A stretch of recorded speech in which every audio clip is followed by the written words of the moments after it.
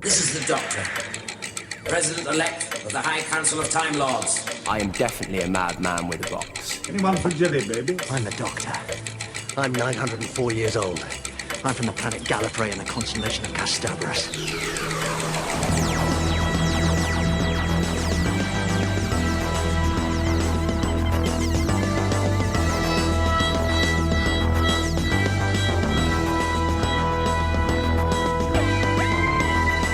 Hey Who fans, welcome to the Big Blue Box podcast. My name's Gary.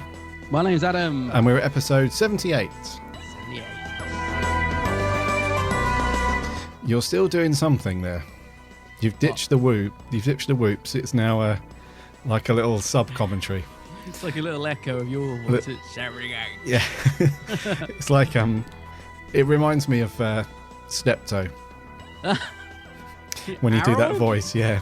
78. Howdy do, Who fans. Hope you've had a cracking week. We're recording slightly early this week, so apologies for not giving you enough time or as much time to get your reviews and comments in, but we've had a few, which is good. Yeah, we have had a couple in, yeah. Yeah, and it's completely my fault, so I do apologise. I'm off on holiday this week, so we need to get it in, because we were thinking. I said we just leave it this week. Would it be easier? But no. No, we're can't committed, leave it. aren't we? Can't leave it. Yeah. So wait, swanning off to Barbados again? Barbados. Yeah, in my yacht. Got a parasail down on my yacht. Big Blue Box podcast yacht. Yep. It's TARDIS blue, don't you know? Oh, yes. No, I will be freezing my unmentionables off in Canada. Oh, right. Yeah, heading back to Toronto for a city break for Valentine's. It's like me and the missus, we don't really do like the typical Valentine's thing, like here's a gift, thank you very much, here's your gift. So we don't really do gifts and stuff. We tend to just try and go away somewhere cool. Yeah. So we're going back to Toronto for 4 or 5 days, I think it is. Should be nice. Be very cold. I think it's like -5 or 6 or something at the minute. Will it be nice and bright? I think so. I don't think it's too cloudy and miserable. I think it is quite bright and stuff. But so that's how I like it. Bright, but not boiling. I think that's quite a nice combination. Yes. Yeah. I can't help whenever anyone says Canada, I just immediately, every time someone says it, I think of this dreadful tune. It goes, Canada, Canada, everybody loves Canada. Because when I went to the theme park in Epcot or something in the States when I was a kid. We went in this sort of 360 dome that was dedicated to Canada. Right. And they played that on a loop. And I tell you, it's never, ever left my head. So it's almost like a trigger word. Trigger, yeah. Song, which is not good. A trigger word, I love that. Whenever you hear it, you just freak out. Canada. Yeah, so that's good. I'm going back to this really cool comic book shop, though, in Toronto. Ooh. Called The Silver Snail. I like the name. Yeah, it's an amazing comic book shop. It's... They moved a couple of years ago, so they're now like right in central, like downtown Toronto, and it's a really good location. So, but it's really great because they've got so much stock and everything in there. But they've got a coffee shop in there as well, and it's just really good. It's like Forbidden Planet, but it doesn't suck. Right. Basically. So the staff are actually smiling, you mean? Yeah, whenever I go in, I must have mentioned this previously on the show, but when I went in there, or the few times I have been in there, you just end up getting lost in conversation with people inadvertently. Oh, it's really cool. Like the people who are like stacking shelves or putting stock out, they'll just come over and say, "Are you okay? Do you need any help?" And I'll be like, "No, I'm cool. I'm just having a look around." And they're like, "Oh, you're British." Yeah. It's like, yeah, cool. Well, that's how long you over. And it's just that. From that moment on, you're then like in a 15-minute conversation. They're like, so what you into? Like, like DC stuff, superhero. I mean, like, yeah, mainly, Doctor Who, a bit of Batman, Star Wars.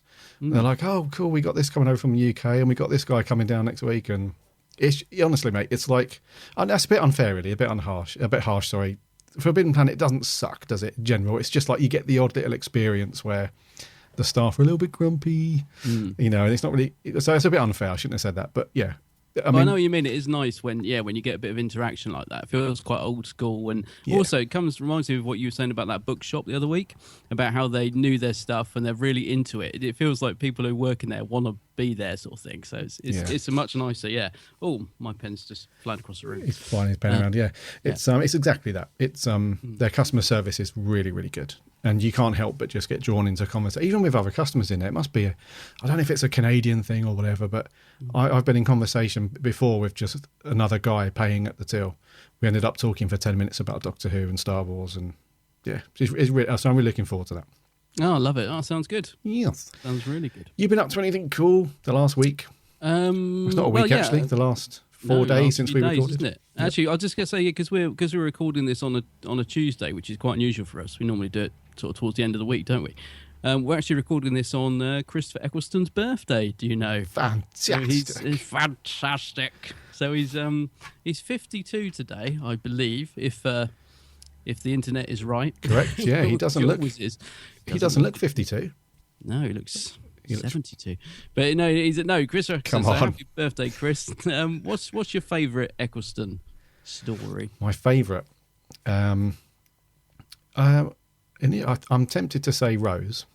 Oh, okay. Purely because it's got that real fresh newness feel to it, and he's it's all uncertain and crazy and cool. But I think, in all honesty, I think it's got to be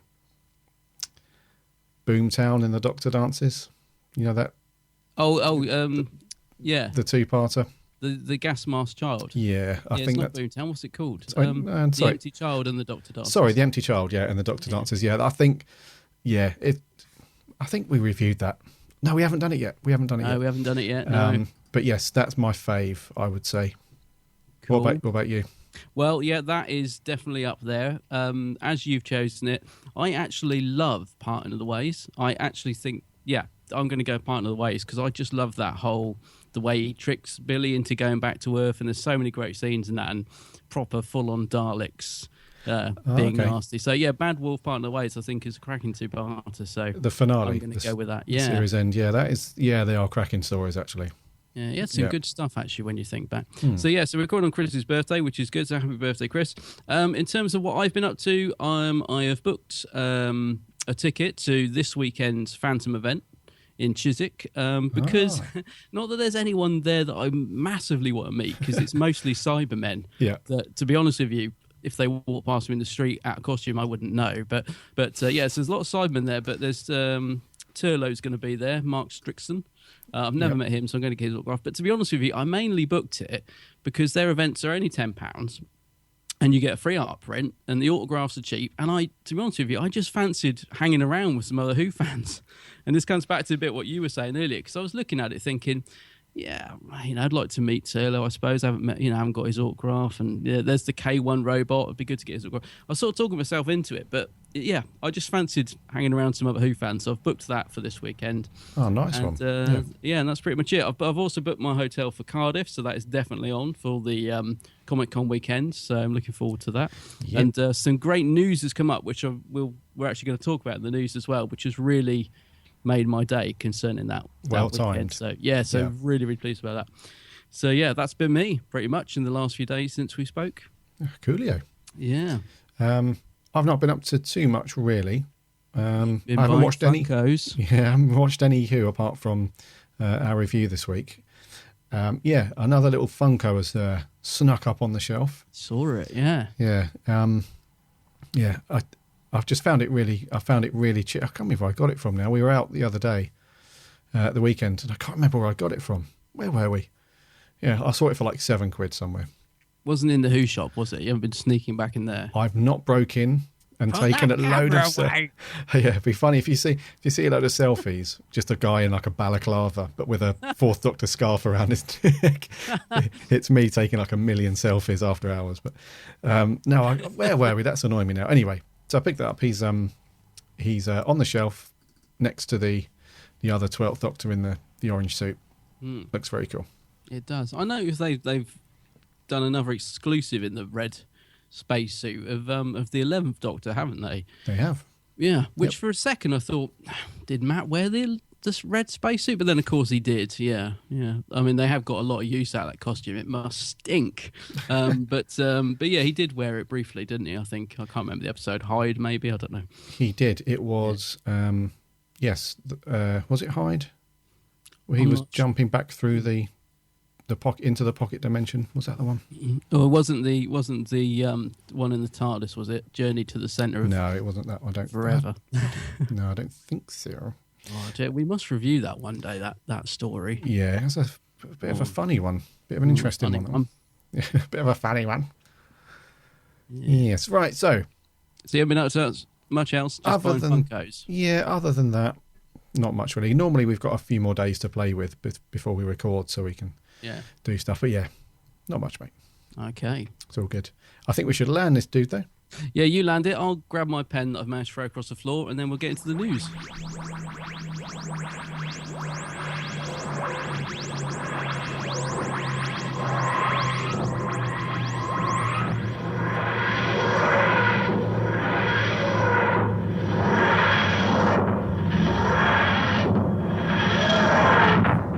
First up, we've got, this is quite good. If you guys remember last year, Titan Comics did the same thing where they did a Doctor Who Comics Day. Yes. They did it in 2015, and it was quite good because they held events all around the world.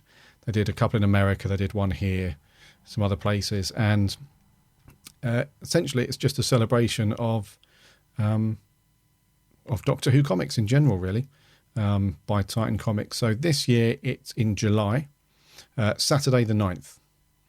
And I'm assuming that there's going to be an event probably at Forbidden Planet, at their London mega store, mega store. And last year it was pretty good. They had Paul Cornell there.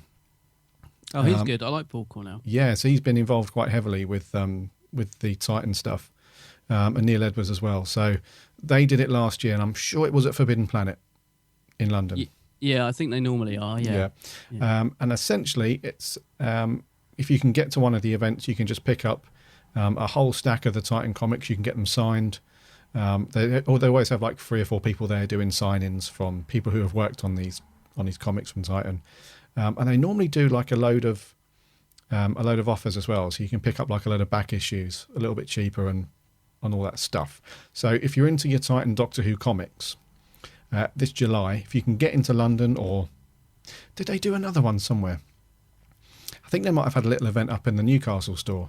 Oh right, if memory serves. So if you can get, I'm sure it's Forbidden Planet to do it. If you can get to one of those in July, and you're into your Titan comics, that'll be really good because you can get it signed and all that jazz. And Titan Comics have smashed it, haven't they, over the last couple of years? Yeah, I'd love the Titan comics. I was going to say, I have a feeling, I might be wrong here, but they do like the blank covers. Yes. That are just white. I have a feeling they sometimes have like guest artists these days as well, where you can give them the blank comic and they'll do like a sketch on it. If I'm thinking, they definitely did that for something. I'm not sure if it was Titan Comic Day, but that's quite cool as well. So yeah, it's good. They're always good events to get up to, and they give out free comics as well, I believe. They do, because they tie it in with, because I think every Wednesday is Comic Book Day. So there would have been, it's Free Comic Book Day. So there would have been a batch of comics out that week anyway. So they always give them like a few of those away as well in like a little goodie bag thing. That's it. Are you still collecting the comics? No, I've moved on to the. I think I stopped at episode like the second series or volume or whatever. Right. Yeah. So now I'm just going to get the graphic novels or the trade paperbacks, whatever you want to call them. Oh, like the collected ones. Yeah. Makes more sense actually, because I've still been getting them, and I've really got behind, and so now I've just got a massive backlog of comics. And like you said, they're taking up so much room. I'm thinking of doing the same. Although I love it when they arrive through the door, and I'm always like, new comics, and then I just don't get a chance to read them. Yeah. So I'm thinking of doing the same as you, and just getting like them when they collect them together in like the little volumes. I'll tell you what is great actually, that slipped out a bit under the radar, is this Tales from the TARDIS comic that came out a few weeks back. Yeah, I saw that. Because it is basically a reissue of some of these comics, but it's a really nice size, and it's because they did that other one, the other Doctor Who because there's so many different versions over here in the UK. That they did like that Doctor Who comic, which was like a big format, and the quality of the paper wasn't very good. Yeah, Tales from the TARDIS is kind of like the same thing again, reissued, but it's much nicer, and I really, really like those. I'm kind of hoping they should really just get rid of that other comic and concentrate on that because it's so much better. Yes, so I recommend agree. that to you if you can. Yeah, if you can get that one. Okay, yeah, They're but really good. all for the Titan comics though. I love the. I love how they've grown quite quickly as well, because I remember when they first launched. It must have been a couple of years now, actually, a year and a half ago. They started with the announcement of just the 9th and 10th Doctors. And then there was the 9th and 10th, then it was the 11th Doctor was going to come out like 6 months later. And then really quickly after that, we had the 12th Doctor stuff. Now they're doing the 8th Doctor as well. We're going to have the 4th Doctor in a couple of months' time. Looking forward to those, yeah. That looks really good. So so they've expanded quite a lot. So it's obviously very popular, which is great. So hopefully we'll see some other Doctors in there as well. Would love to have a first Doctor. Yes, story and Colin would be good, wouldn't he? Yeah. Great. So Titan Comics, July the 9th. July the 9th. Okay, Yes. Right. Other news. BBC iPlayer. I didn't know they had this, but apparently they have a heart button that you can click on, which basically allows the audience to instantly show their love for a program. Now, I didn't know about this. Did you? I did not. You ever use this heart button? Didn't know Well, it was anyway, they've calculated the hearts and the figures and come up with their top 10 loved programs, most loved programs. And Doctor Who's in that list. And where do you think it came? Well, I know where it came because I'm looking at it. However, I was quite surprised. Yeah. quite Surprised surprised. in a good way or a bad way? In a good way. Okay. Yeah. So it came number 4 on the list of 12, actually, it was. So, yeah, 4th most loved programme on the BBC iPlayer, thanks to this heart button, which I'm actually now going to purposely seek out. Because, as I say, I had no idea it existed. So I'll be giving that plenty of hearts next year. I'll have forgotten all about it by then. But, yeah, so, yeah, number 4 on the list. It beats things like Strictly, which came in at number 5. Casualty, which has been going forever, was at number 6. The Bake Off was in there. The Apprentice, which I actually quite like The Apprentice. Sherlock surprisingly came in at number 10. I'd have thought that would have been higher, but I guess it's not really been on much, has it? And yeah, what the things that beat Doctor Who was number 3, Match of the Day. I feel like we should have some Top of the Pops music. Number 2 was The Next Step. I don't know what that is. I have no idea what that is. When I read that, I was like, The Next Step, apparently it's some dancers group thing. Anyway, The Next Step was at number 2, and of course at number 1 was EastEnders. That chirpy, happy, non-depressing soap. Yep. So yeah. So number 4, Doctor Who, that ain't bad. Yeah, really good. That ain't bad at all. And you know what? The reason why I was surprised by it in a good way is that I thought that Strictly would be above Doctor Who. Well, it got higher ratings, didn't it? People loved that program. Yeah. And also Sherlock, I thought would be up there. Not maybe ahead of Doctor Who, but I thought Sherlock would be up there. And the Great British Bake Off, because that always does very, very well. Yeah, the Bake Off gets like incredible viewing figures for a program about cakes and biscuits. It always amazes me how many people watch that. But yeah, so yeah, it's good to know there's still a lot of love out there for our beloved Doctor Who, For our cherished program. Yeah, so that's really good. Yeah, Quite happy with that. Number 4. we're happy with it. Yeah. Lastly, and I know Adam's going to be very happy about this. I am, very happy. The TARDIS tours coming back to the Doctor Who experience Yay! next month. And not only that, they're also going to shove in there a load of the props and stuff from Series 9. Fantastic. Which is one of the great things, about the experience is that it's never static. They're always changing things in there, adding bits and stuff like that. It's really good. So from March the 2nd, which is a Wednesday, from then onwards, all of the Series 9 stuff. March. Oh, yeah. Okay. Yeah. Yep. So all of the Series 9 bits will be on display from then. Yeah. From the 2nd of March. And the TARDIS tours themselves will be from Sunday the 6th of March. Sorry, no, Saturday the 20th of February until Sunday the 6th of March. Yes. So which is perfectly timed for our trip to Cardiff because we're planning on doing the experience on Saturday, right? The 5th. That's right, yeah. So very well timed. And we know a few people that have done these as well. If you guys know of a guy called Tom Dix and his Epic Coup channel, he did quite a cool little vlog recently of his trip to the TARDIS tour, which was really good. And it looks amazing. It looks like, this is going to sound really bizarre, mate, and you're probably going to be like, Gary, what are you talking about? But when when Tom was in there doing his vlog, it looked like he was in the TV program. And the reason why I say that is because you don't just walk in there and it's like warehouse lighting and stuff like that. It's actually lit like it is on the program. So it looks amazing. Yeah, it's all the lighting there and all the consoles lit up and everything. It looks just amazing. So it's safe to say that this is a green light for us to do, right? Oh, definitely, yeah. I that video that Tom did kind of blew my mind a little bit because I was just like you said, because it's all flashing and lighting up, and he seemed to be in there for ages. I was thinking, wow, do you really get all this time in there? It just looks incredible. And yeah, when I looked at the experience tickets 2 weeks ago, because we were talking about going down for that weekend and stuff, and I was a little bit disappointed to see the TARDIS tours weren't on sale. There was no information about upcoming shows or whatever. Yeah. And I was like, oh, that's a shame because never been to Cardiff before. I don't know when I'll go again. It's a bit of a sort of one-off weekend for a while. And so when they announced this the other day, I mean, I literally screamed a little bit. I was just like, yes, because the timing is perfect for us, isn't it? Because we're going down on the weekend of the 5th of March, and yeah, so we'll just get in before they stop the TARDIS tours on the 6th, so that'll be great.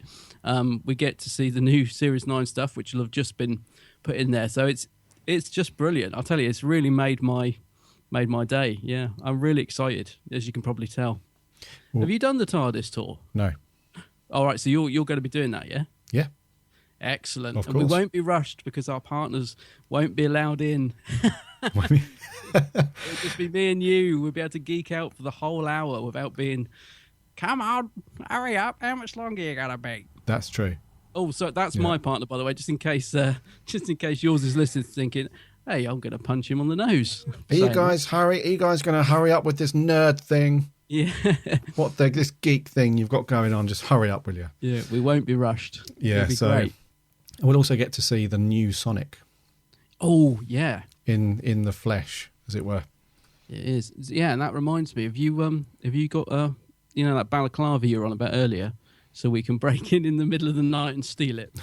It's got a vision of like the experience just me and you did, like the Pink Panther style, little claw coming down, picking it out of the cabinet. Oh, right, yeah. Wheeling back up into the ceiling, yeah. Yeah, that'll be like, so, got some CCTV here. It's all standard stuff, dressed in black, balaclavas. But they're wearing these really long, multicoloured scarves. What's all that? And one of them got trapped in the door on the way out. So what's going on? Yeah, foiled by that damn long scarf. Yeah, no, it's going to be awesome just to see that actual prop, isn't it? That's going to be, it's all coming together, Gary. I just can't wait. The universe is aligned. Yes, at last. Space and time is aligned for one weekend. Brilliant. Bring it on. Yay. So if you can get down there. So just to confirm, TARDIS tours are from Saturday the 20th of Feb through to Sunday the March the 6th. And tickets go on sale. Actually, by the time you're listening to this, it would have been last Tuesday, or Tuesday just gone. So from Tuesday just gone, the 16th, you'll be able to have bagged your ticket. Yes. Yes. That's going to do for news. Okay. Adam, my good fella, what are we reviewing this week? Let's get down that Inferno nightclub, Gary, but let's hope there aren't any war machines around. Well, I suppose you know where you are, my dear? London, home. Marvellous to be back. It seems ages since I left. When you've seen the ages that I've seen, you won't use that term quite so freely. Anyway, I don't think it's been all that long. Hey, what's that for? Oh, well, you see, the problem is, coming back to the 20th century, my dear, the TARDIS, I'm afraid, is often mistaken for the real police box. See what you mean. Yes, unfortunately, he can't get in. If only he could. Scotland Yard, whipped off into time and space. So that's it. What? Oh, the tower. It's finished. Isn't that interesting? Very interesting. It's great, isn't it? Stephen would have liked it here. You know, there's something alien about that tower. I can scent it. Smells okay to me. Good old London smoke. I can feel it's got something sort of powerful. Look at my skin. Look at that. I've got that pricking sensation. That sensation again, the same, just as I had when I thought those Daleks were near. Daleks? Who are they? Oh, yes, of course, you didn't meet them, did you, child? No. No, and I'm afraid that you never will. I really must investigate it. The fabulous William Hartnell. William Hartnell there, yeah, brilliant. So the War Machines, this was back in, 1966. Wow. 25th of June, no less. Four-parter. Nice length for them, though. Yes. Just under 25 minutes. And yes, it's old school, proper old Doctor Who, black and white, the lot. It is. And so this one, so the Doctor with his then companion, Dodo, Dodo Chaplet, who I'm pretty sure do we see Dodo again? No. She departs, doesn't she? She doesn't, she decides to stay in London. To stay in London, we never see or hear from her. She's got a headache and we never see her ever again. That's right, yeah. So we don't see Dodo, but it is the Doctor and Dodo in the story. Yeah. For the most part. And pretty simplistic plot. If you've seen the first, or if you've seen any of the Terminator movies, this is that. Pretty much. Pretty much. So James Cameron must have been a Who fan when he was younger, because the story is essentially like a master computer called the Votan, which they've built to be like a sort of self-aware artificial intelligence, really. Yeah. And it turns evil, builds starts to build an army of war machines, hence the title, because it feels that mankind has reached its peak in terms of evolution and stuff like that. So it can't progress any further without the help of the Votan computer. Coincidentally, the Doctor has just landed in London just in time for all this kicking off, and investigates, and there we go. And he gets this, like that clip you just played, he gets like this sixth sense that something is immediately wrong, which I don't think, it doesn't happen that often with the first Doctor. It's quite unusual that he just suddenly, I sense it, something's not right here, It's just like, where'd that come from, this sudden sixth sense? But he kind of mentions the Daleks then, but I don't remember him doing it in the Daleks. But anyway. So that's it, the War Machines. And I tell you what, mate, I've not watched any Hartnell for a little while. I think I watched An Unearthly Child was the last one I watched. I rewatched that several months ago. But I must admit, it was great watching William Hartnell again. Yeah. Because it's got that sense of just enormous thanks, when you're watching Hartnell, because you think if he hadn't have nailed it and just had his little quirky, funny ways and made the character what it is, you and I wouldn't be sitting here. No, absolutely. Talking about it. So I always had that little sense of just complete appreciation and thanks for the Hartnell years, because out of all the Doctors that we ever talk about, he is one of the Doctors that gets left behind a lot. Oh, yes. Because I think from the Troughton years onwards, the character really did progress into what it is today, really. And although there are little shades of Hartnell in the Capaldi performance sometimes, that very old grumpiness and that kind of thing, it's those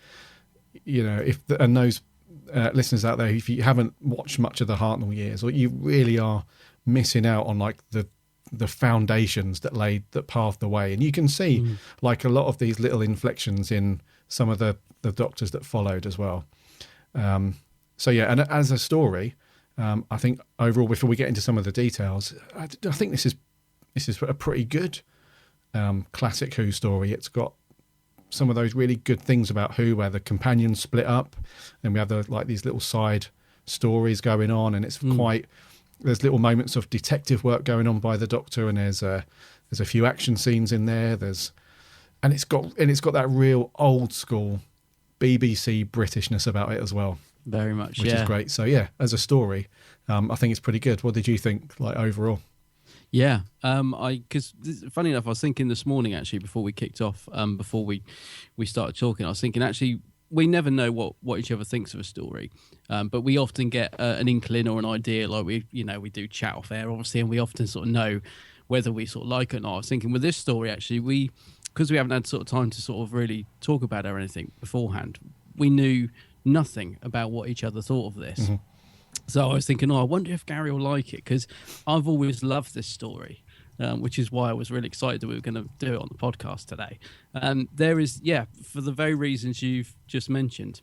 So I'm really pleased you do like it, because it's a very simplistic story. Like you said, there's not, story-wise, it's very, very easy. Yeah. I've got to agree with you about Hartnell being overlooked, because I think because some of his stories were perhaps like sixth, you look at the Dalek Master Plan that went on forever and stuff. They're not always the easiest to get into. Yeah. Whereas I think if you were going to say to someone, look, okay, you're not a big Hartnell fan, but watch this is a good one to start with because it's a simple story. Hartnell's great in it, and you just get to see how brilliant he was. I mean, he is grouchy and stuff like that, but also he's got a real warmth to him, which is what is great about the First Doctor, and he does feel slightly alien to me, which I think is something that perhaps sort of got a bit lost sometimes over the years. So, yeah, I think Hartnell's fantastic at this. And I really, really like the story. And there's lots of bits in it that I'd forgotten about because I've watched it a few times, but not for a while. So I forgot that Polly and Ben get introduced in this story. I'd forgotten about Dodo's departure. I'd forgotten all of that. So, I watched this the other night and I just loved it, mate. Again, got to the end of it, and I really wanted to watch more classic, which is always a good sign. I didn't sort of switch it off and think, right, that's done. I just switched off and thought, I want to watch like War Games now or something like that, but it's midnight, so I'm going to bed. But do you know what I mean? It left me wanting more, which is always good. That is a good sign, actually. If you're watching some classic stuff and you come to the end and you think, I could actually watch a bit more Classic Who, then the story you've just watched has had its intended effect, I would say. And it can be a bit of a slog with some of the classic stuff, especially the first few Doctor stories. Some of them are quite, because the thing with the classic stuff, it was meant to be viewed once a week. Yeah. It wasn't intended to be watched like all in one sitting as we've done, or as a lot of people do now with the DVDs. So it can be a bit of a slog to get through some of the old classic stories, especially the six-parters, and it can just be like, and you do have to take a little break sometimes. But you mentioned Unearthly Child there. I mean, okay, the first episode is fantastic, phenomenal, but the three that follow it, I think, fall into that category. If they are, if you watch them all in one go, that is quite hard going, I think. It is, yeah. This one, however, I think, with the exception of episode 3,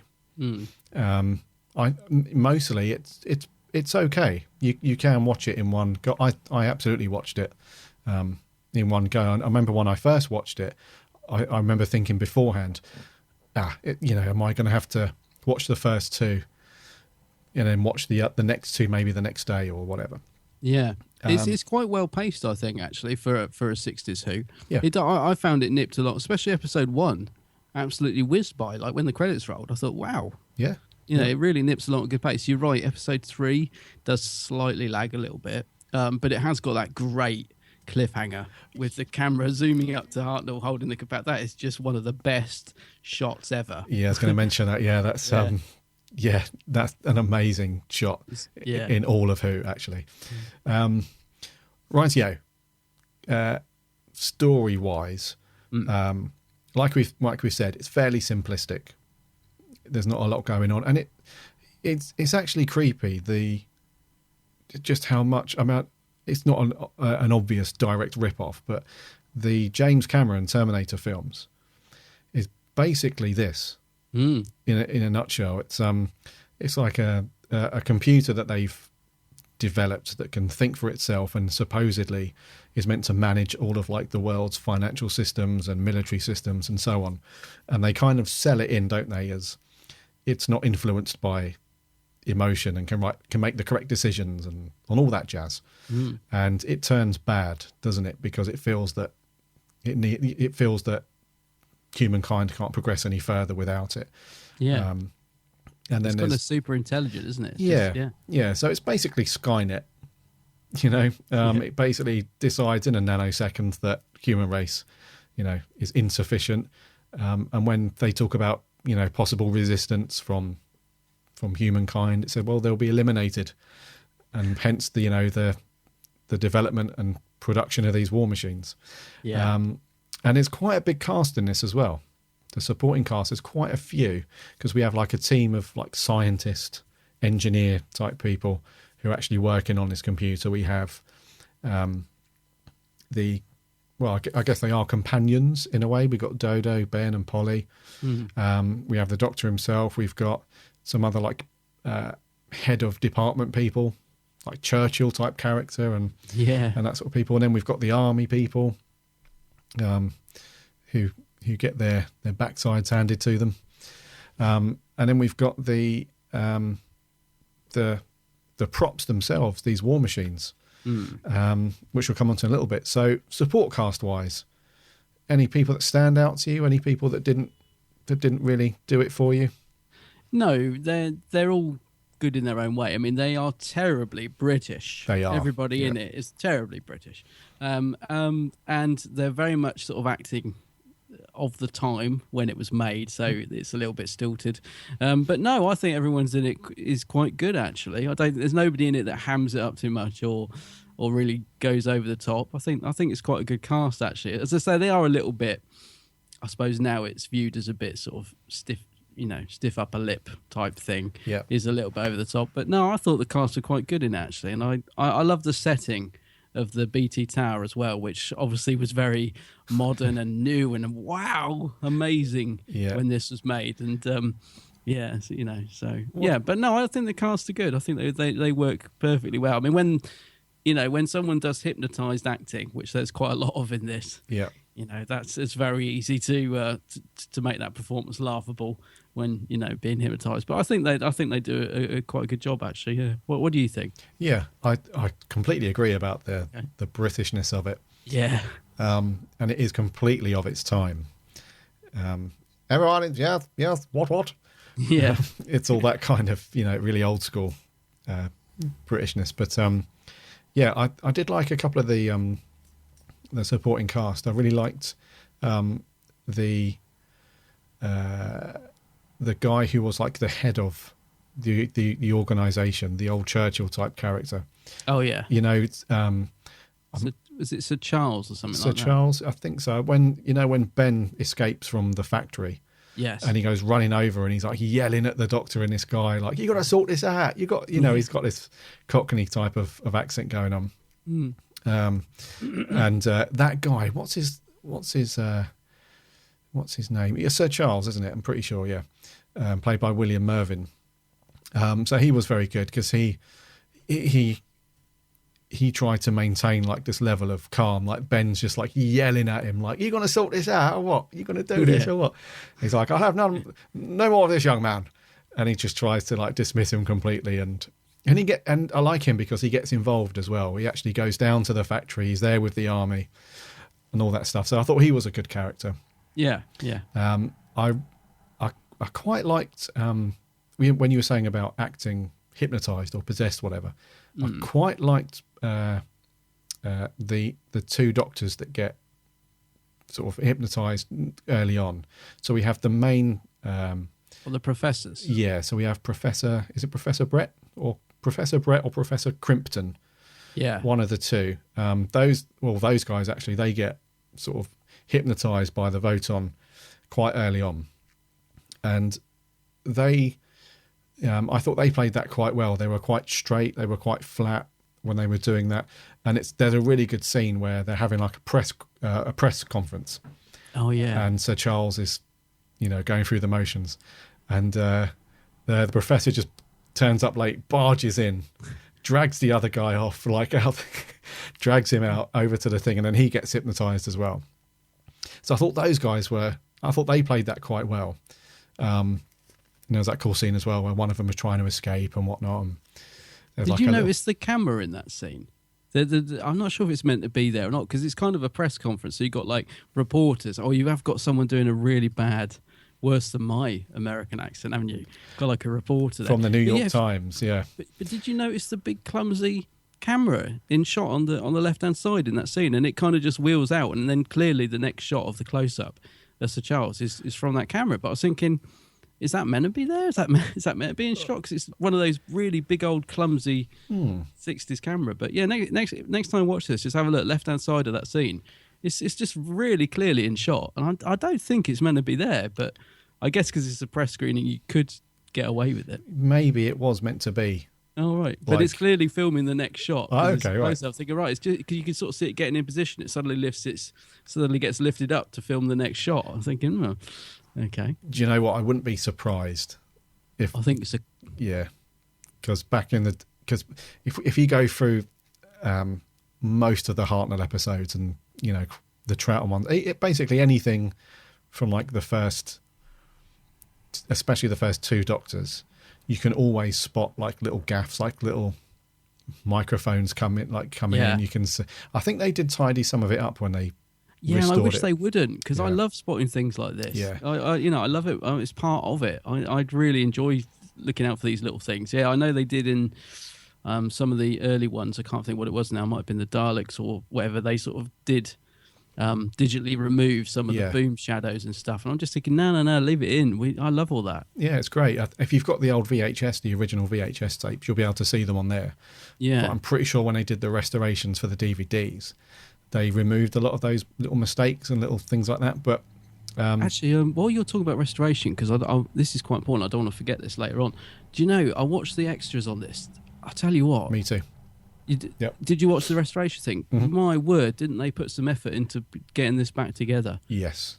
Like Yeah. you just, when you see the raw footage that they had to work with, Mm-hmm. and also all the bits that were missing, and you know the film prints that they had, wow, it just really goes to show you how much effort the restoration team put into these DVDs, because it's quite incredible actually how they pieced this back together, isn't it? It is. And you're right, some of the footage I had to work with was dreadful. And actually, it's one of the things I was going to mention later, we might as well talk about it now, is the some of the old film print that they had was remarkable.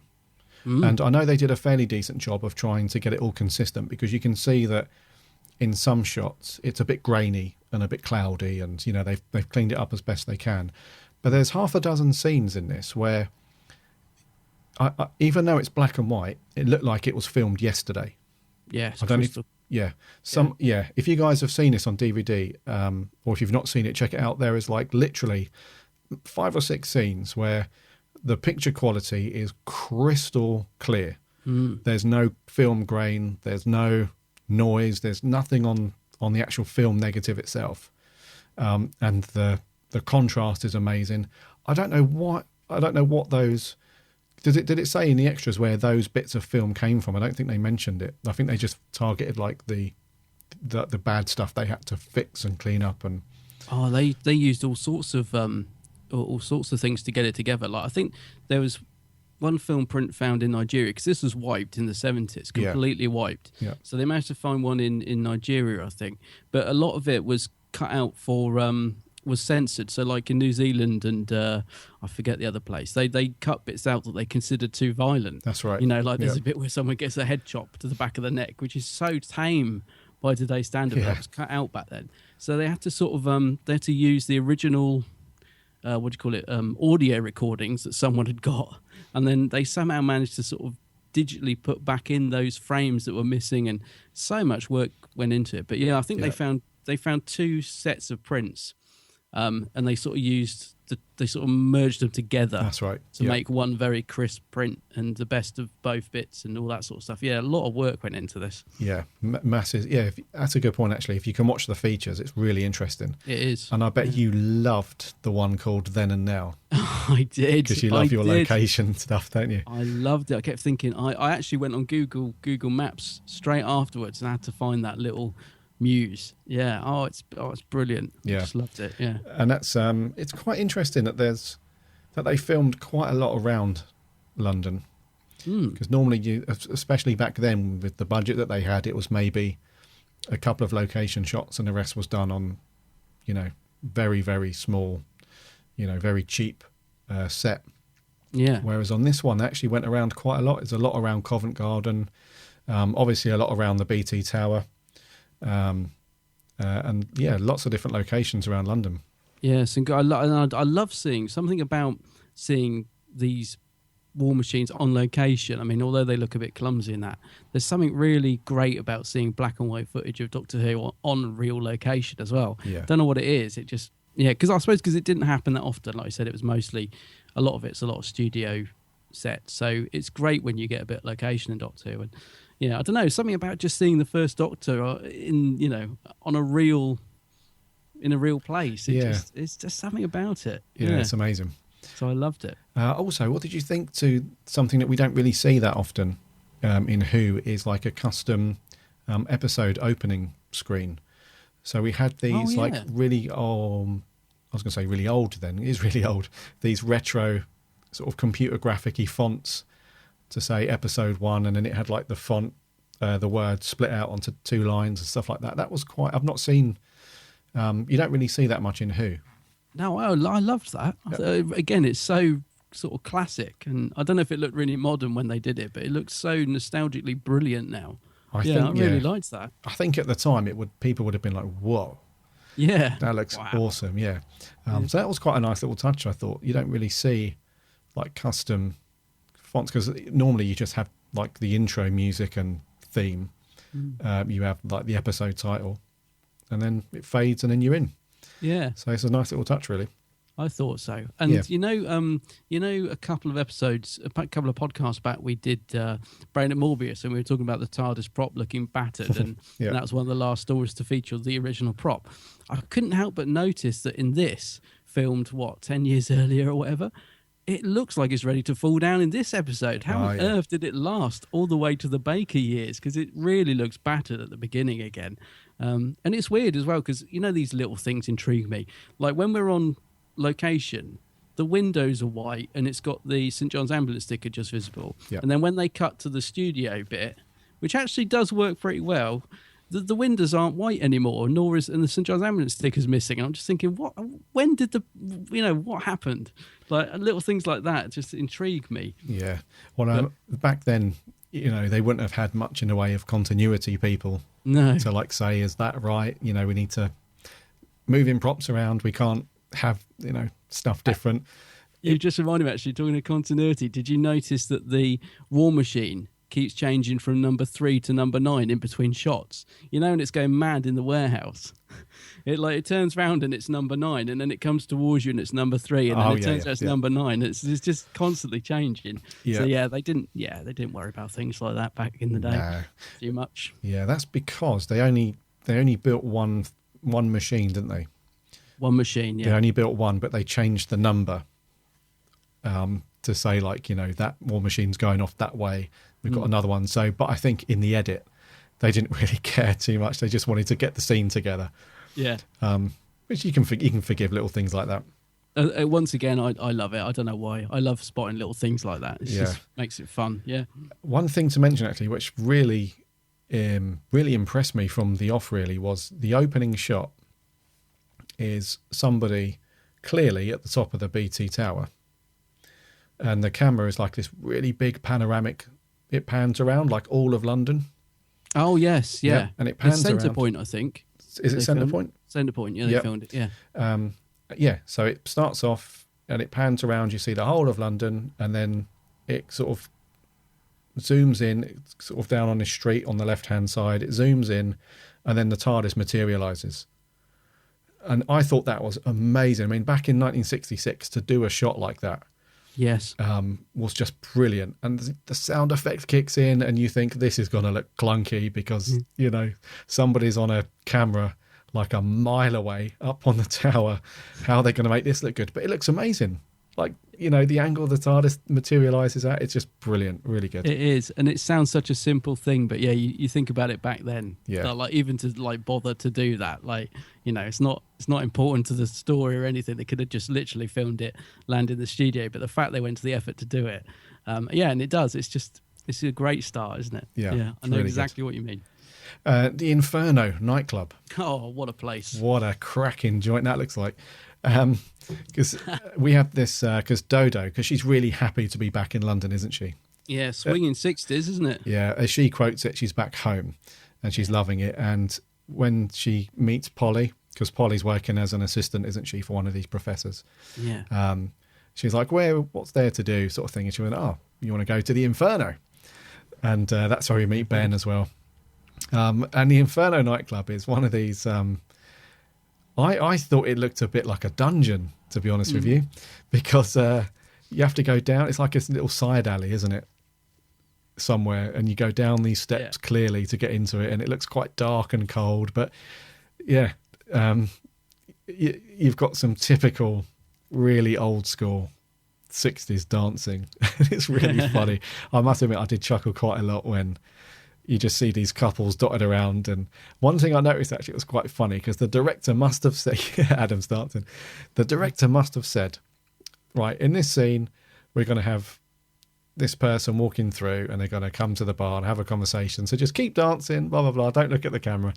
And you can see him like dancing away in the background. And then when I was looking at the extras, one of them like glances over, yeah, the camera's still on. Another one, like their eye line follows Dodo and Polly as they walk all the way through, and you just think, wow, extras back then. It's dedicated. Like, yeah, just don't look at the camera. Nope, but we're going to follow the actors around, and we're going to make sure that we still have to be dancing away. And it's really funny, but it looks very small as well. For a nightclub, you know, it's about the size of my living room, and it's not very big at all. I love it when the Doctor comes in later on in the episode, or in episode 2 or 3 or whatever, and they're like, all right, Grandad, we don't normally see you in here. People your age in here. He's just having none of it, is he? He doesn't crack a smile or anything, does he? He's just not impressed. What have you been doing, child? Yeah. So inconsiderate. Dancing away and not telling me. Yeah. Oh, it's great. Yeah. So it's got some great locations, actually. You know, we see a lot of London. And if you do watch the extras and you watch that then and now, it basically says, right, you know, back in production, we filmed it here. This is what it looks like today. And not a lot of it has changed too much. I think a couple of areas have been developed, but for the most part, you can go back and, you know, rewalk these bits from all the locations. It's pretty much all there. And then we got the Inferno up the BT Tower as well. BT Tower, It looks really good. What do they refer to it as? Is it the General Postal Tower or something like that? Something like that, yeah.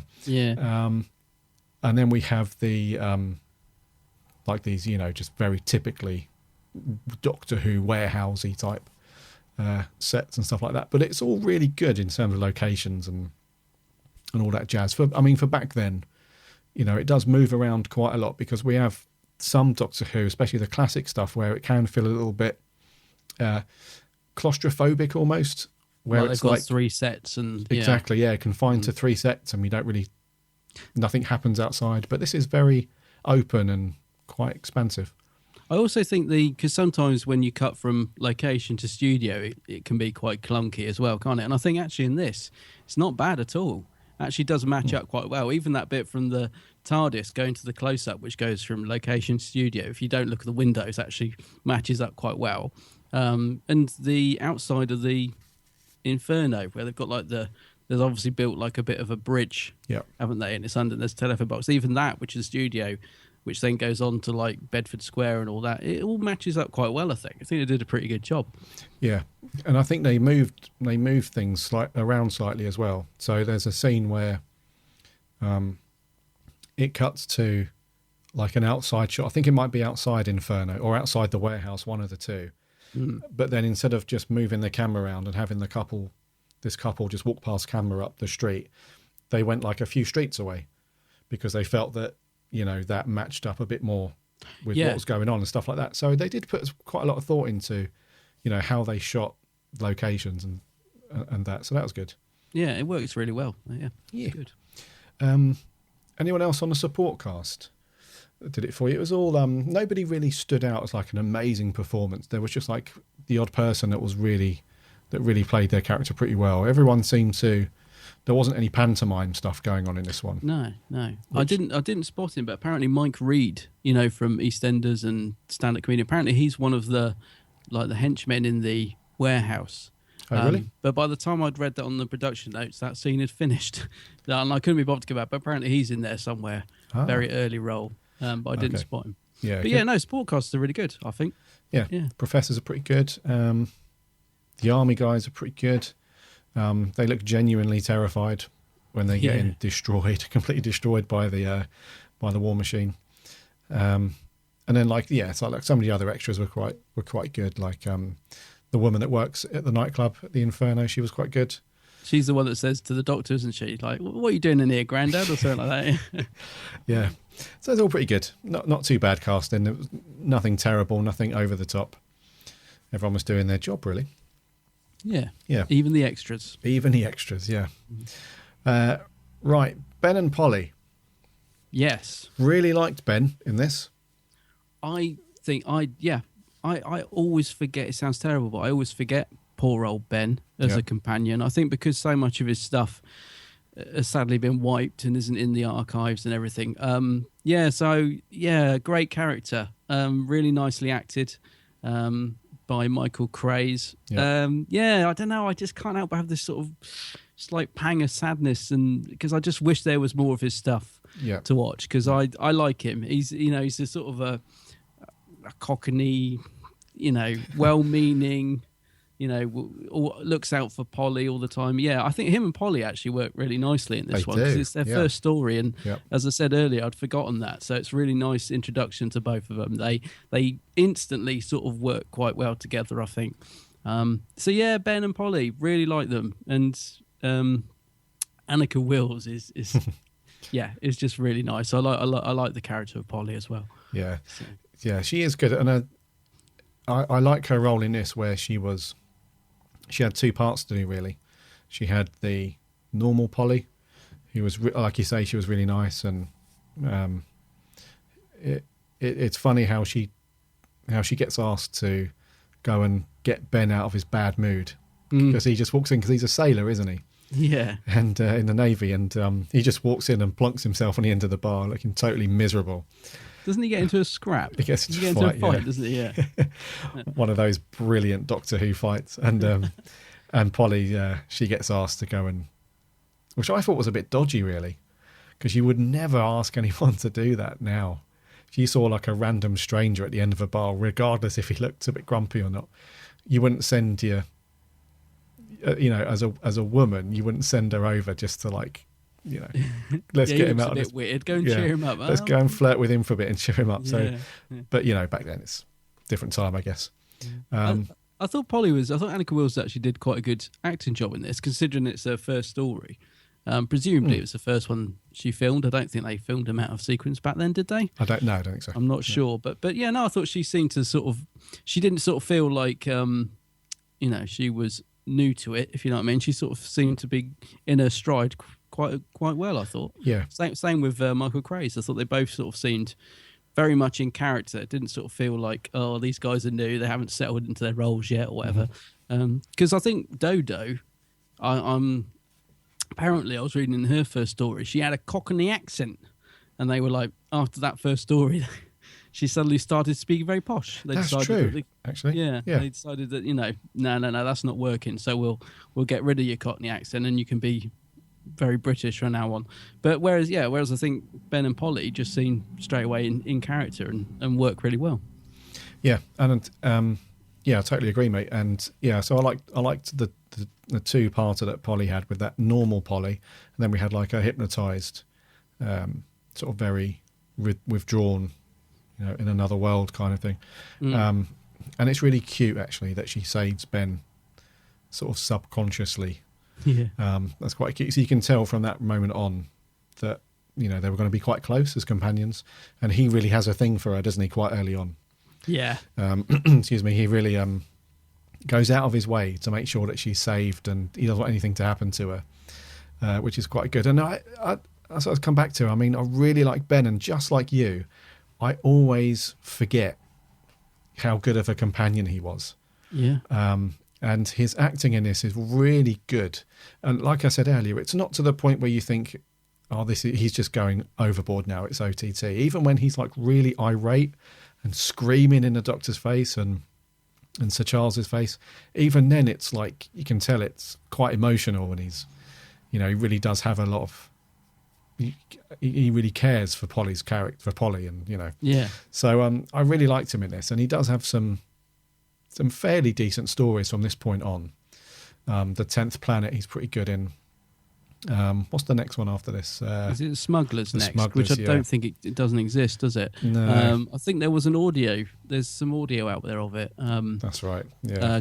So you can get the audio CD with Annika Wills filling in the missing bits or whatever, or narrating it. But yeah, I don't think that's actually in the archives. It's just I like the dynamic between Ben and Polly, so I just would like to see more of them on screen, especially with William Hartnell, because obviously there was only a couple more stories left before William regenerated. So yeah, it's just a shame we don't get to see the next story. Maybe one day it will turn up, you never know, but sadly not in the archives at the minute. Yeah. And what's also quite good about those two is they become companions by accident, really, because at this point, right at the end, she's said to the Doctor, Dodo's decided to stay in London, so laters, and they realise that they need to return the key, don't they, that Dodo gave them. So they run back, let themselves in, but just as they let themselves in, the TARDIS is off, and they're whisked away. It's almost like an unearthly child, really. With Barbara and Ian at the end. They don't really plan to become companions, do they? It's like no. So yeah, so they sort of get abducted, don't they? they almost get kidnapped, don't they? He's really grouchy in that one. Very grouchy, yeah. I would say this is why I haven't heard the Smugglers, but I just in my head love to think what happens next. Like just seeing William Hartnell turn around and see them in the TARDIS after he's taken off and just going ballistic. What the hell are you doing in here? I don't know what happens. I haven't heard the next one, so I might have to try and find it, because I would love to know what the next scene is. Or does he just say, oh, welcome, or what? Do you know what I mean? Yeah, that's a good point, because I think if you listen to it on audio as well, I think your mind sort of creating the images in your head of Hartnell, it would be amazing. So I'm going to have to find it. I'm going to have to download it or find it, because I really want to know what happens next. I hope it's not disappointing. I hope it doesn't just start with them just best friends. I want to see Hartnell go mad. They've let themselves in. He's so good as well when he goes like mega grouchy and yes. Let's talk about Dodo quickly before we get on to William. Dodo. Do you know what my issue is with Dodo? She's too similar to Susan. Yeah. Carol Ann Ford. She's not even the look and everything. It's, I don't know, it's just too samey. It'd be like a new companion for series 10 being like a carbon copy of Rose. Kind of thing, it's that, to me, it's that thing. But she was okay. She didn't really do much really in this story. She doesn't, and she's another companion that, again, I hate to say it, but I often forget about, because she doesn't get a lot to do. You're absolutely right, she is too similar to Susan. I don't know if that's intentional, because like you said, the look and everything as well. That said, I do think it's a shame that she was written out so badly. Not badly, but do you know what I mean? They just kind of because they basically decided the character wasn't working, didn't they? Yeah. So they just said, right, well, we're not renewing your contract. But she literally just says, because she gets possessed, and then she goes to St. Charles's country mansion for a lie down, and then we never see her again. And then basically Polly and Ben just say, oh yeah, she's decided to stay, and that's it. And I think it is a bit of a shame she wasn't given a better exit, even though she may not be the best companion. It feels very much like she's sort of been pushed under the carpet, for want of a better phrase, which is a shame. It's one of the few things, it's one of the only things I don't like about the story, is the fact she just literally gets brushed to the side. I think she could have just, she'd just come back to hand the Doctor the key, or I don't know. I think it's not a great exit for her, let's put it that way. No, and the thing is, because her contract, for some weird reason, her contract expired halfway through this story. Yeah, didn't it? It wasn't up to, maybe it was like a certain amount of episodes and it just happened to fall midway. But after episode 2, that's it. They just said no, we don't need you anymore. So yeah, because of this like migraine, because she does play like the possessed character pretty well. Because at this point, because when they first go up the top of the BT tower, she gets like a headache or migraine, whatever. So it's having an effect on her already. And then it's her job. The Votan, says it's your job to bring the Doctor here, or as we'll come on to in a second, to bring Doctor Who here. Yes. And so she does that bit okay, and that's it. But then, unfortunately, due to this contract stuff, she just like, because of these constant headaches and stuff, she's going to go and stay out in the countryside, and that's it. We don't see her. So it must have been quite harsh from her point of view, I would say, because I mean, at this point, it wasn't par for the course for companions to have these, these big exit stories written for them. So I guess at the time it wasn't anything, anything crazy, but it would have been nice to have a decent goodbye written. Yeah, because there is a dynamic there between her and William Hartnell as well, because like you said, it is very reminiscent of Susan, because the Doctor sort of does talk to her like when she goes missing, very much like he would have done Susan, doesn't he? He's like, where have you been, child? And all that. Whereas I'm assuming with Ben and Polly, they're a bit stronger in character, and also they're not so they feel more adult. Yeah. So that dynamic in the next story must change, I assume. So from that point of view, I think she deserved a bit of a better send off already. Yeah. But otherwise, she didn't really feature even the first 2 episodes that she was in it, she didn't really feature that big, really. But no, that's right. She doesn't. No. Okay. The Doctor. The Doctor himself, Hartnell. William Hartnell. Fantastic. Yeah, just brilliant. Love him in this. Yeah. Nobody can argue with that. His performance in this story is just pure, just classic Hartnell. If you said to somebody, you're talking about Doctor Who, and you say something like it's just classic Hartnell. Those are the things that you see in this story. The grouchiness is there, the warmthness is there at times. Yeah. And the flunking of the lines. Yeah. The little stuttering of the words and not quite getting the lines right. The look is there as well. The whole, he's got like a black cape with a chain. That's it. The whole look is there. The hat, he's got the hat on. Yep. And he says to Ben, doesn't he? He's like, it's very hot. It's very hot in here. He takes the cape off and he's like, here, you take this. And don't drag it on the ground. Yeah, that's right, yeah. As if Ben's like his personal assistant or something. But so he's in control as well. Like when he alters the war machine to go and attack Voton. He's very much in control in this. He definitely is the Doctor, Yes. And a good example of that is the scene where him and the army set up the trap. So they set up like this little wrestling ring, it looks like, or a boxing ring. And the war machine is like, comes up to the entrance of this little trap that they've set up. And they're going like, we got to go now. Come on. And he's like, no. He's totally in control. Yeah. And then, when the war machine enters it, he's like, no, and it's great. He's completely has all his marbles. And if we said about that shot earlier, when it zooms, does like that close up, when the war machine's coming towards him and he's just holding his lapels and being totally defiant to the war machine that's just obliterated half the army. And it is such an iconic shot, I think, of the first Doctor. What does surprise me about this actually is that this is towards the end of William Hartnell's tenure as the Doctor. I think there's only 2 stories after this, is it? It is, yep. Yeah. And to me, because I was thinking, I knew that, and I was thinking, does he show signs of nearing, like, because he obviously started to get really, really, really struggling with his lines. I mean, he always sort of fluffed the odd one, bit like I've just done. But in this, he doesn't seem like he's on his way out to me.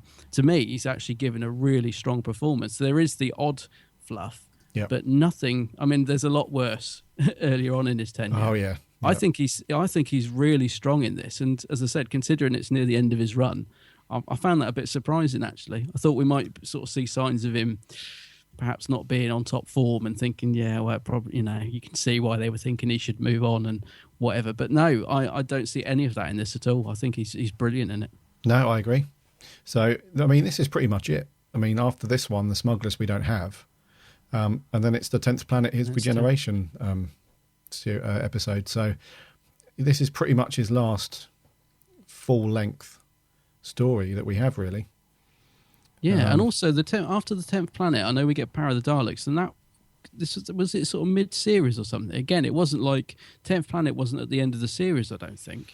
I'd have to check, but I'm pretty sure that, because you sort of think, okay, so presumably that, they had no, it's all part of Series 4. Yeah, Power of the Daleks is Series 4 as well. So this is the end of Series 3.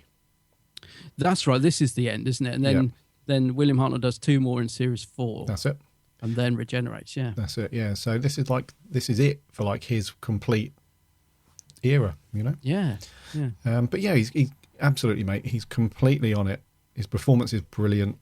Yeah, he does have the odd little stutter, the odd little, fluff, but it's part of his character, though, isn't it? I always think. I think it's just the way he is. I mean, we do fluff lines and get our words. Here we go. There you go. We get our words muddled in real life, don't we? So I think there's a charm to it. It's a kerfuffle. But yeah, it's great, and I think we could sit here for half the day and just say how great William Hartnell is, and his performances are amazing. But I think this particular story, like you said earlier, if people haven't watched any of the Hartnell stuff yet, because I'm assuming that most people have watched An Unearthly Child, that seems to be the one that people will go back and watch. Yeah, and Dalek Invasion Earth probably is another one people gravitate towards. Yeah. But absolutely. If you want to see Hartnell, probably one of his best performances, all round, an all round great performance, then definitely check this one out. It's yes, I'd agree with that. He's just great. Yeah, he's one of those people that you can't take your eyes off the screen when he's on it. As soon as he's on screen, I just there's something compelling about Hartnell. Yeah, absolutely. Don't know what it is, but yeah. Yeah, and the cliffhanger that we're talking about at the end of episode 3. Yeah. You honestly, you will get goosebumps when you see it, because the way it's lit with the Doctor, he's like center frame, and you can see this machine rolling towards him, and he's just standing there. He's got this pose, hasn't he, where his head's sort of tilted back a little bit, and he's holding onto his lapels, and when you watch that bit, you just, honestly, it's so good. You just think, yes, that is the Doctor. That is completely, and it's little tiny bits like that make modern Who so good, because there are little bits like that where the Doctor is like that, where it's that defiant, stubborn, completely knows what's going on. Everyone else is going balmy behind him, but he's just like confident, knows what's going on. And you think, yes, that's the Doctor. Yeah, right in the middle of it, cool as a cucumber. That's it. Yeah. Just before we move on, what did you think of the actual design of the war machines? Because that's when I said earlier about wasn't sure what you'd make of this. I wondered if you'd find them a bit comical, because they are quite clumsy. Like there's a bit, when at the end when it goes up to destroy Votan, and I'm thinking, how did that get up there? Because there's no way that would have fitted in a lift or got up the stairs. So as a sort of race destroying machine, I don't know that the design is that sleek. I mean, I love the look of them, don't get me wrong. They are just classic. Yeah. But in realistic terms. Well, they're I find them very similar to the Daleks, really. Yeah. In their design. I don't know, maybe their concept I find quite similar to the Daleks. Even like their arm that shoots, which that's very Dalek-like, yeah. Yeah, and they've got like, do you know what? Mallet. The giant mallets on either side that like crush down on like these cardboard boxes and stuff. Yeah. I thought they were quite good, and I think they spent. I know it's not, a complicated prop as such, but they did spend a bit of money, because on one side they had like the computer board with the lights lighting up, and on the other side they had like these reel-to-reel things going round. And then you had like the arms and stuff, so they wouldn't have been that cheap to make, because they're quite big as well. They are quite Yes. big. But I do quite like the design. They are quite good. And there's an obvious influence to the cleaning robots in Paradise Towers. Yes, that's right. Yeah. Did you think that good as well? shout. Yes, I did. Yeah, I made that note. Yeah, it very much reminded me of that. Yeah. There is a bit, you know, the scene we're talking about with the Doctor where it comes up to him, but the bit where the war machine is going mad and everything's on fire by the warehouse, there is just 1 second shot where the machine actually caught fire and you can see the back door of it open where the actor jumped out. It's in that bit where it's all going crazy and everything's on fire. I think it's just before it is. I think just before it does that long shot up to the Doctor. Yeah, you just watch the back of it. You'll see the door open because And they apparently cut it caught straight up. fire. Right. It cuts just as the back door of the the prop opens because apparently the actor inside jumped out because it caught fire. So another thing to look out for next time you watch it. Oh, wow. I didn't notice that, mate. Yeah, well, I had the production subtitles on, so I can't really take credit. But I did notice it. But I think it's because I knew it was there. If you know what I mean. Okay. Yeah. So, but yeah, they look iconic. I They think. do look good. And the actual, we don't really see what the Votan thing is. It's really just like a very 60s sci-fi computer desk, really, isn't it? It's not anything crazy. One thing I always wondered, though, is why they called it Votan, like with the With W for a V. kind of thing. Because if I'm reading this right, it's actually, its full name is Will Operating Thought Analog. Yeah, not the catchiest of names. No, so why, if it's called Will Operating, why is it not Wotan, and why is it Vote? I always wondered why they substituted they changed it to a V from a W. Yeah, because I see what you mean. Spelled with a W, but pronounced in it's the German way. It's the German way, Votan. yeah. Pronounced as a V. Yeah, interesting. Don't Maybe know. political there, maybe a bit of the Germans. Could be. Yeah. Yeah. Anything else you want to mention on this? I think, yeah. No, just looking at my notes, I think we've pretty much covered it, actually. Yeah. Scores. Scores then. Whose turn is it first? It's you. It's me, is it? Yep. Right. Oh, I'm. We I've always written- have to. I don't Well, know. I've written 8 out of 10. But I'm wondering if I should go up. I love this story. I love it. Is it a 9? Ooh. I suppose I should always stick with what I write, shouldn't I? Should always do that. It's the easiest way. So I'm going to get 8 out of 10. But I love this. I think it might possibly one of my favourite First Doctor stories. Yeah. Okay. What are you going for? Well, this is awkward again. You going for 8 as well? This is awkward. We have to stop doing this. Yes, I'm giving it an 8 out of 10. Oh, there you go. That's all right. No, I like that because that means makes you feel better actually. Because I was thinking of going up. I think it's great. I think I've taken points off just because of the Dodo exit. Really, Right. That's the only sort of negative for me on what is otherwise a brilliant story. Yeah. I took a few points off because it does slow down a bit as you're getting into sort of the third sort of act. It does. It does. Yeah. It does slow down, but you have to bear with it a little bit. And also, I found that it does take a while for things to get going as well. So the very first bit of the episode is great, but then halfway through, you have to sort of go through the motions to get things happening. And the Dodo thing as well, that could have been a bit better. Yeah. But overall, it's a great story. Really just proper classic Who. All the good stuff is in there, and Hartnell is just brilliant. Yeah. Absolutely brilliant in this. And what did you guys think?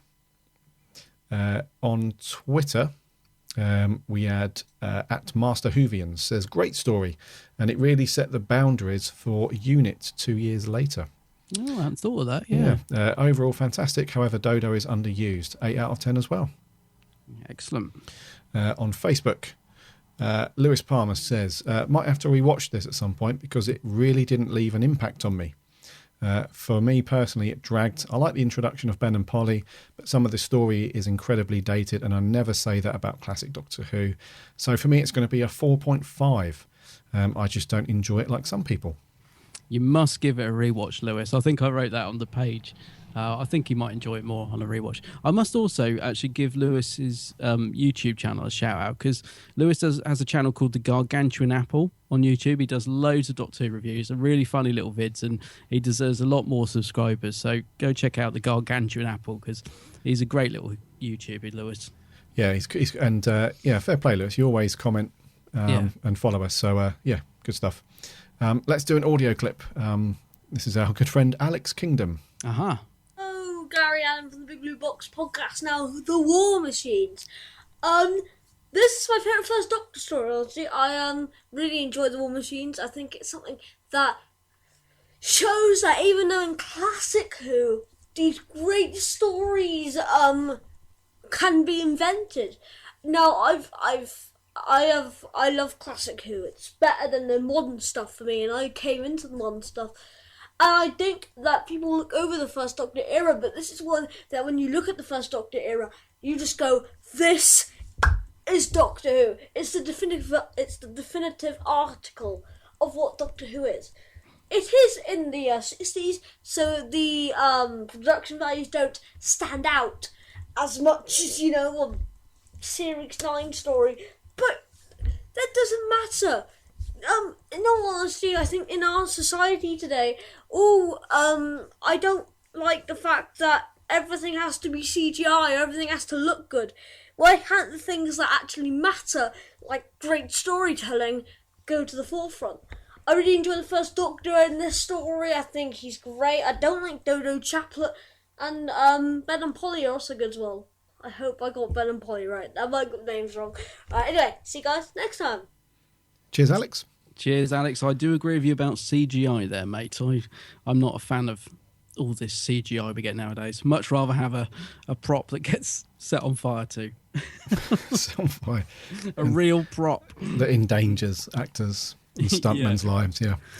He makes some fair points there, though, Alex. He does, yeah. Storytelling and all that stuff should be at the forefront. Absolutely. Yes. Back on Facebook, Rob Jones says, I haven't watched this one for a long time, but I vividly remember loving this episode. War machines themselves are incredible and have a sleek design. I'd love to have a mini War Machine model in my collection. Wouldn't we all? Yes, that would be good. Yeah. Sammy Satine, lastly on Facebook, she says, a highly intelligent computer called Votan thinks it can hypnotise people and take over the world. I don't think so. Not when the Doctor is about. Using his grandfatherly authoritativeness, the First Doctor manages to say today with plenty of lapel gripping along the way. Story moves along at a good pace. It kept me interested. I liked Ben saving Polly from that nasty bloke in the pub / nightclub. That was the fight we mentioned earlier. Yeah, fisticuffs. Absolutely lovely seeing William Hartnell and his First Doctor again. It's been a while since I watched any of his Doctor, and I found him quite charming in this. 8 out of 10 as well. Brilliant. Did you have any reviews or any thoughts on Geek's Handbag? Yeah, I had a couple. Jace House says, great story and well made. Brilliant introduction for Ben and Polly. Shame about how they brushed Dodo leaving under the carpet. Cheesy moment when Votan calls the Doctor Doctor Who. Yeah, we forgot to say about that, didn't we? Yes. Doctor Who. I think this is one of the very few stories where they call him Doctor Who rather than the Doctor. Yes, it is. Yep. I don't know, take on board how you will that, because I know Peter Capaldi always says Doctor Who, doesn't he, instead of the Doctor, and fans were a bit annoyed about that. Like, no, he's called the Doctor, not Doctor Who. But in a way, this kind of makes it canon. I don't know. So, make up your own minds. Yeah. So anyway, Nick Riches, he says, agree with the above, massively underrated story, way ahead of its time, using the futuristic post office tower, as it was then, was a stroke of genius, and I was reminded of it when they used the London Eye all those years later. Oh, in Rose, yeah. Mm-hmm. It's been years since I've seen it, but always rated it as one of the best Hartnell stories I've watched. Cheers, Nick.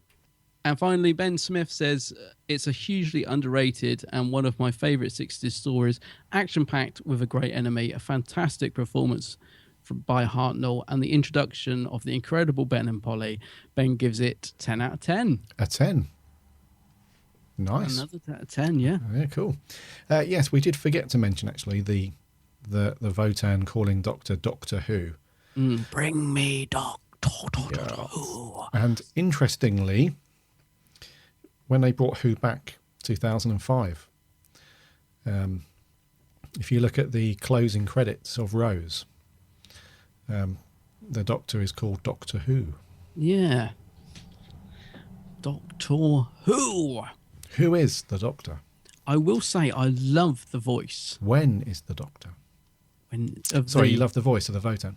The voter, yeah, that whispery, sort of slightly echoed voice. Just something about that, I just love it. Yeah. Whereas some of the sound effects earlier on are a bit mad, but I do love the voice. Yeah, that something about whispering is creepy. It is creepy for sure. Yeah. What are we doing next week, Birdie? Next week, Matt Smith story next week. Vincent and the Doctor. We're going to be doing. Yeah. Yes. I'm looking forward to this one because, yes, this is often viewed as a very sort of up there good episode. It is, yeah. However, I haven't watched it in a long time. Ditto. Yeah, So, exactly we'll what have I to see. thought. We'll see. We'll see. And yes, I think we'll wrap there, buddy. Okay.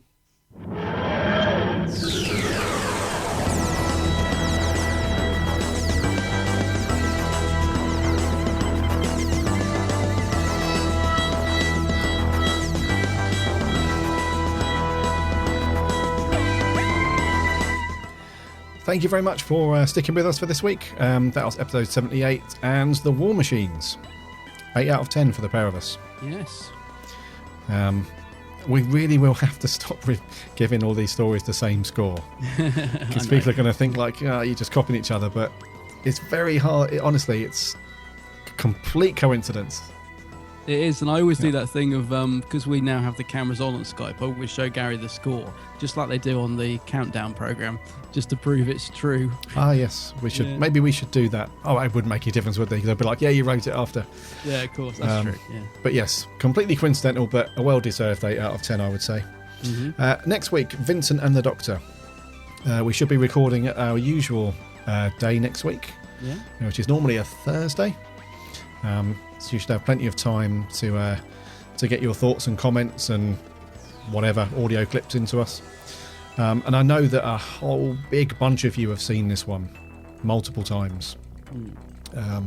So yeah, looking forward to that. Head over to the website, bigblueboxpodcast.co.uk. You can listen to all the previous episodes, and you can click a button that takes you off to iTunes or Stitcher or the RSS feed, whatever you prefer, so that you can subscribe to the show. And if you listen in iTunes, if you could give us a review, that would be amazing. Also follow us on Twitter and Facebook and Snapchat and Instagram. All the stuffs. You must do a new Snapchat with your scarf. You haven't done one for a while. Oh, no, I'll do one right now.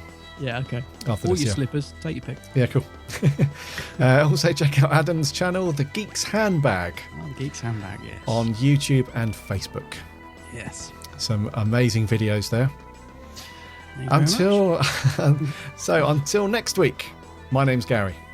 My name's Adam. And remember,